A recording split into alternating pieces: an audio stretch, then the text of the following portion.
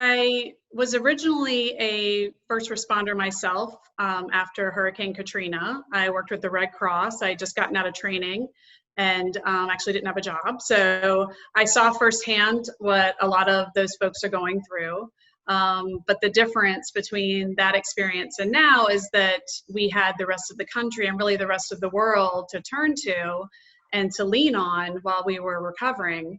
Whereas now, this stress and trauma is ongoing, and it's easy at times to think there's no end in sight. I actually have availability this week. I happened to open my private practice just the week before quarantine hit.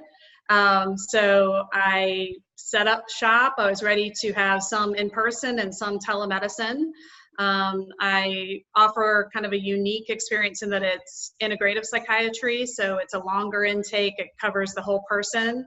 And because of that, I had already added telemedicine because I wanted that to be available to the entire Gulf Coast. So now I've added these sessions for first responders because I see such a need and I really wanted the opportunity to give back. I'm really hoping that folks can look past any type of stigma they may have about mental health services.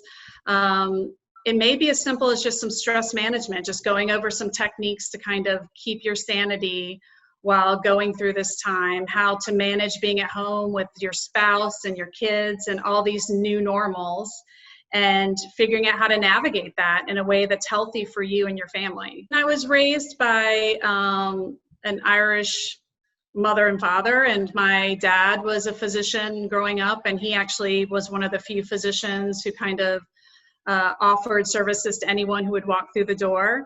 And so I always had that modeled for me as everyone deserving good health care and being available to anyone who needs your help.